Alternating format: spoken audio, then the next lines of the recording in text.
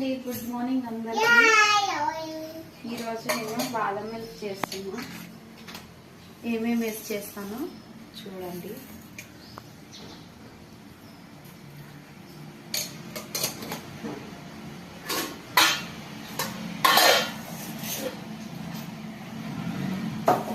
అయితే బాదం మిల్క్ ఎందుకు చేస్తున్నానంటే సమ్మర్ కదా, పిల్లలు కొంచెం మధ్యాహ్నం పూట చల్లగిస్తే మంచిది. మా అమ్మాయి నార్మల్గా పాలు తాగదు, అలానే బాదము కాజు ఇవి ఏం తినదు అనమాట. ఎగ్ కూడా తినదు. కానీ మామూలుగా బయట దొరికే బాదం మిల్క్ అయితే చక్కగా తాగుతుంది. కొంచెం ఒక టీ గ్లాస్ అన్ని తాగుతుంది అనమాట. తన కోసం అని, బయట అంటే షుగర్ అవి ఎక్కువ వేస్తారు కదా అని. ఇదేంటంటే పేస్ట్ డ్రై ఖర్జూర్ ఉంటుంది కదండి. ఏంటి నీ సౌండ్? కరెక్ట్గా వీడియో ఆన్ చేసినప్పుడే మాట్లాడుతుంది. డ్రై ఖర్జూరు, బాదము, కాజు, ఇది కస్టర్డ్ పౌడరు, ఇలాంచి కొంచెం షుగర్. ఆల్రెడీ ఇవి డ్రై ఖర్జూర్ వేసాను కదా, డ్రై ఖర్జూర్కి స్వీట్నెస్ వస్తుంది కానీ పిల్లలకి సరిపోదు కదా. పిల్లలు కొంచెం స్వీట్గా ఉంటే తాగుతారు కాబట్టి కొంచెం యాడ్ చేశాను అనమాట. ఒక 3 స్పూన్స్ 2 స్పూన్స్ అనుకోండి అంతే యాడ్ చేశాను అనమాట.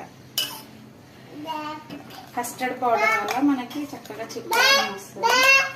తినని పిల్లల కోసం ఏదో ఒకటి చేయాలి కదండి. తినే పిల్లలు అయితే అసలు ఈ టెన్షన్సే ఉండవు. వాళ్ళకి ఏది పెట్టినా తినేస్తారు.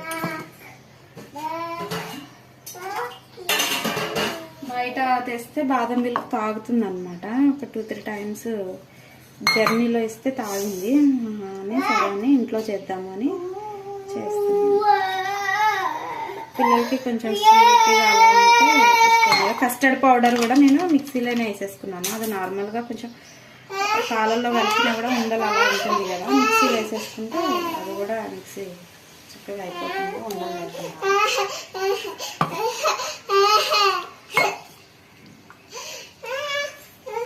ఒక్క నిమిషం బేట, ఎత్తుకుంటా ఒక్క నిమిషం.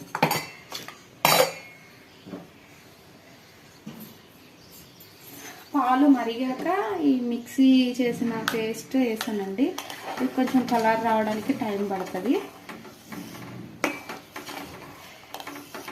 అయితే నేను కొంచెం ఇది డ్రై పచ్చిది మామూలుగా మెత్తని ఖర్జూరం కాకుండా డ్రైది ఉంటుంది కదా, అదేసా. అందుకని కొంచెం ఈ కలర్ వచ్చింది అనమాట. అది నేను డార్క్ కలర్ తీసుకుంటాను డ్రై ఖర్జూర్లో, అందుకే ఈ కలర్ వచ్చింది అనమాట. ఎల్లో కలర్ లేకుండా. మనకి ఎల్లో కలర్ కావాలంటే స్టవ్ ఆఫ్